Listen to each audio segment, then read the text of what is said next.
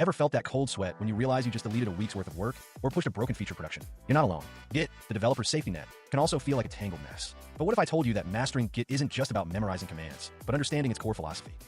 Look, if you're writing code, you're using Git. And if you're not truly understanding how Git works, you're leaving yourself open to headaches, lost code, and frustrating team conflicts. It's the difference between a smooth development workflow and a constant battle against your version control. By the end of this video, you'll not only know the essential Git commands, but genuinely understand the why behind them, empowering you to navigate any codebase with confidence and fix almost any Git mess you encounter.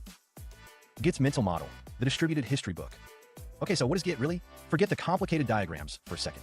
Think of Git as a distributed, super smart history book for your code. Every time you save a snapshot of your project, Git records it. In the distributed part, that means everyone on your team has their own copy of this entire history, not just the latest version. Wild, right?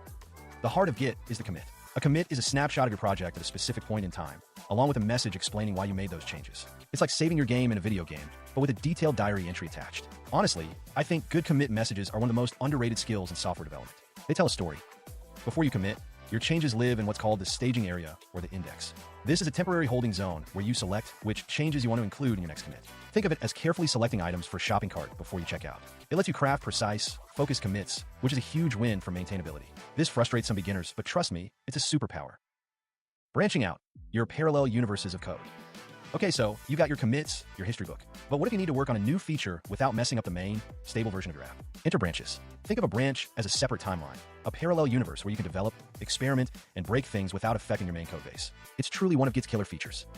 When you Git check out a branch, you're essentially telling Git to update your working directory to reflect the files and history of that specific timeline. It's a quick, cheap operation, which is why developers create branches constantly. Some teams even create a branch for every single bug fix or minor improvement, and honestly, that's a pretty good habit to get into. It keeps things tidy. Merging, weaving histories together. Once you're done with a feature on your branch, you want to integrate it back into the main code base. That's where Git merge comes in. It takes the changes from one branch and combines them into another. There are a couple of ways Git does this, and understanding the difference is key to a clean history. A lot of developers just hit merge and hope for the best, but there's a bit more nuance.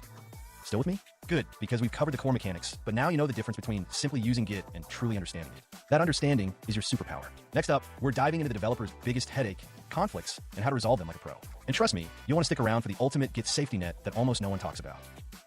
There's the fast-forward merge, which happens when your main branch hasn't changed since your feature branch split off. Git just moves the main branch pointer forward. Super clean, super simple. But if the main branch has diverged, Git performs a three-way merge, creating a new merge commit. This commit explicitly records that two separate lines of development were joined. Some developers swear by always having a merge commit. Others prefer a perfectly linear history. We'll touch on that debate later. Rebasing, rewriting your branch's history. Here's the deal. Git rebase is where things get a little spicy. While merging combines two histories, rebasing rewrites your branch's history by moving your changes to a new base commit. Imagine you're writing a story, and then the author of the previous chapter makes a bunch of edits. Rebasing is like rewriting your chapter on top of those new edits, so it looks like you started from their latest version. It creates a perfectly linear history, which is gorgeous for some and a nightmare for others. The rebase versus merge debate is one of the oldest in Git.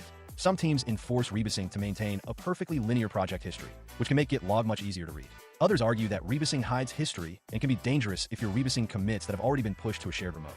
Hot take: if you're working on a feature branch alone and haven't pushed it, rebase away for a clean history. But if it's shared, merge is generally safer.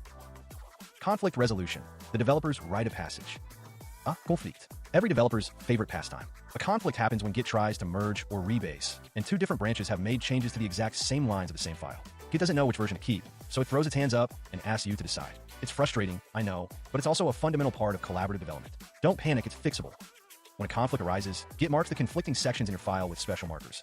Equals, equals, equals, equals, equals, equals, equals. And your job is to manually edit the file, choose which changes to keep or combine them, then remove those markers. After you've resolved it, Git add the file and Git commit to finalize the merge. This is where a good IDE with Git integration becomes your best friend.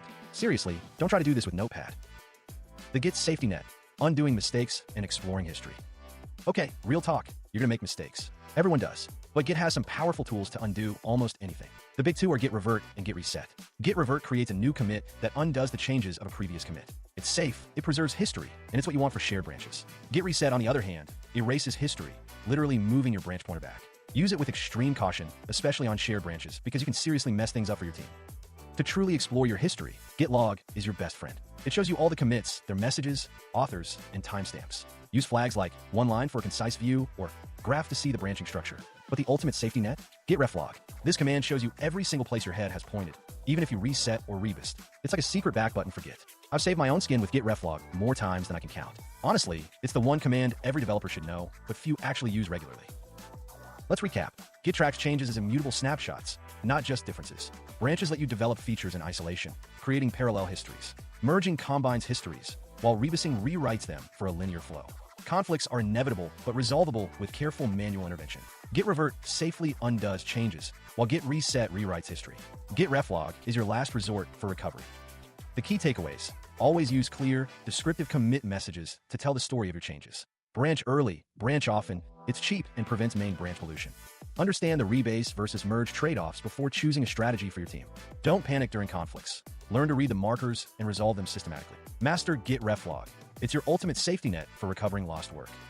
If you found this deep dive valuable, hit subscribe and the notification bell so you don't miss our next breakdown. Drop a comment below with your biggest Git oops moment and how you recovered.